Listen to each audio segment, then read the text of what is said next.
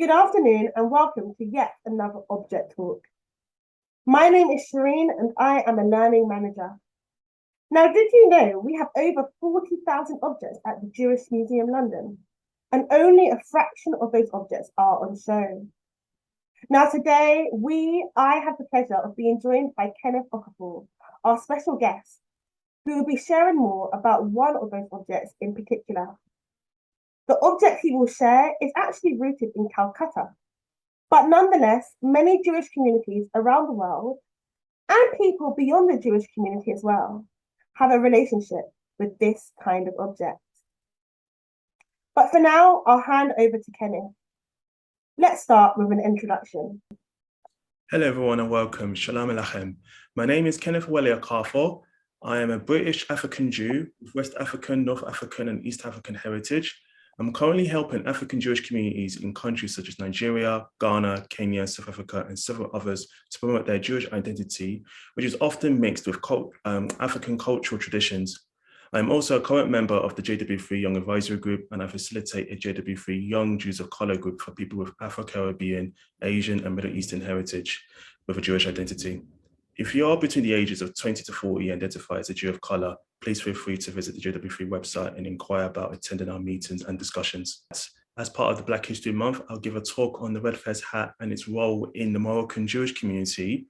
The Red Fez hat is a felt headdress in the shape of a short cylindrical peakless hat, usually in the color red, unsurprisingly. Sometimes these also have a tassel attached to the top. The name Fez refers to the Moroccan city of Fez, where the dye to color the hat was extracted from crimson berries. The modern Fez owes much of its popularity to the Ottoman era in the Middle East and North Africa. The origin of the word Fez is not actually Arabic, but Persian, which is sarbush. Later, it was changed to sharbush.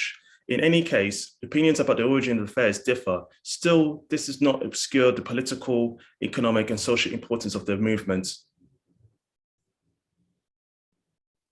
Now, Kenneth, why did you choose this object to share with us today? The purpose of choosing the Red Fez hat as my discussion point for Object Talks is due to the cultural meaning and design of the head covering among North Africans. The red collar is envisioned as a form of respect and pride. This relates to being a leader in such communities around the world. From my early childhood memories, I also believe the red collar builds an intense presentation that correlates with greater psychological and emotional connections than any other color in the spectrum. I define the color red as being associated with passion, love, power, confidence, and antagonism. Yes, indeed. And it's so bright and vibrant as well. It's a really great object. Now, could you tell us a bit more about how the Red Fez hat might be relevant to the Moroccan Jewish history specifically? This cylindrical red cap, sometimes finished with a tassel, was traditionally worn by Jews from the former Ottoman Empire, especially those from Morocco, but not only from Morocco, but from countries such as Iraq, Syria, Yemen, and other parts of the Middle East, which has a Jewish community. Jews tend to call it by its Arabic name, tarbush. Jews have been proudly sporting hats for centuries, although sometimes even worn due to their political pressure. During the Ottoman Empire's rule, some Jews were required by the authorities to wear distinctive hats that would mark them as Jews. Today, thankfully, that is no longer the case. Instead, they are worn for religious and cultural reasons. This list of styles is not exhaustive, and the fashions continue to evolve. Jews often wear the Red Fez hat as a symbol of knowledge and wealth in their Israelite context. This has close connection with biblical time. Now, how about the color red? Because it seems like with most fezzes, as we've seen, they're red. They're quite a vibrant red. So does wearing a red-colored fez have any connection with Judaism specifically? Well, according to the Torah, there are several strong references to red as a color. The color red has symbolized wealth and power since biblical times and is widely used to represent power in politics and religion. Simply put, wearing red in the Torah was a status symbol. The Israelites created red clothing in different ways. The Egyptians used shellfish to dye clothing red, while the Hebrews extracted the dye from an insect found in oak trees. Specifically in the Torah, the Hebrew word odem translates as red clay. Odem is the root word indicating mankind. It sounds very similar to Adam, which was the first human created from the dust of the earth. It can also be derived from the name Esau. In the story of the birth of Esau, it is told that Esau was born red all over. And so they're called, his name Esau, according to the Genesis chapter 25, which means red and earthly. Also as well, Esau was the firstborn child for Isaac and the older brother of Jacob. So, Kenneth, I'm quite interested when we think about the red fez hat and specifically the colour. Does it have any connections with any other communities, culturally or religiously? Yes, some communities across Africa and Middle East wear the color red as either head covering or clothing. In Igbo land, located in southeast Nigeria, traditional Igbo chiefs wear red hats called uzo ukpo. The design also includes an eagle feather on the traditional cap that shows that they are the cream of society. The eagle is seen as one of the most beautiful birds in Igbo land. Therefore, it's believed to be reserved only for the best of the best. However, the red cap worn by chiefs in Igbo land symbolizes authority, tradition, and culture. It also represents the entire institution of leadership, authority, and power in Igbo culture.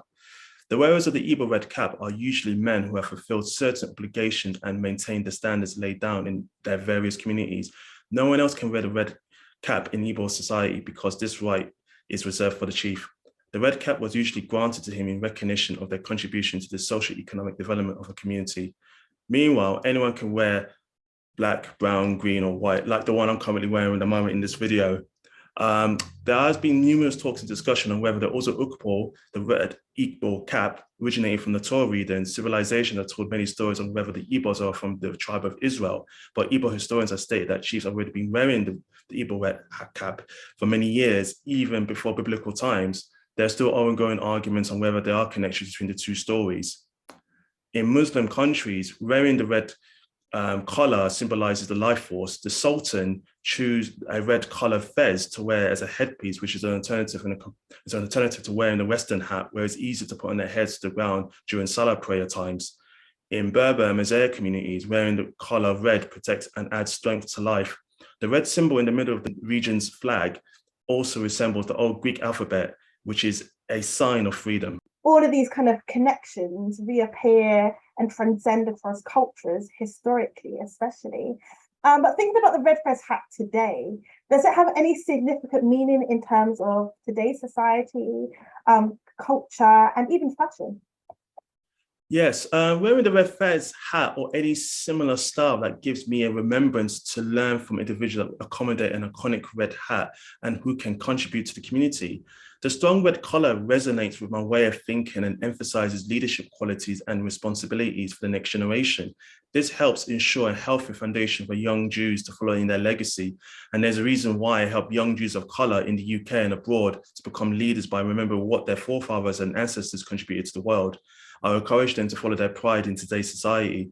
Anyone can use a color such as red in a positive context to help them define their Jewish identity in an innovative and unconventional way that would actually help them to be more adaptable within the Jewish religion and philosophy.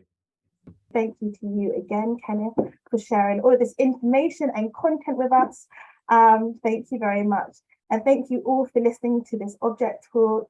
We hope you enjoyed it and you learned something new. Now, if you have any comments, thoughts, or questions, please do not hesitate to leave them in the chat section below. Thank you.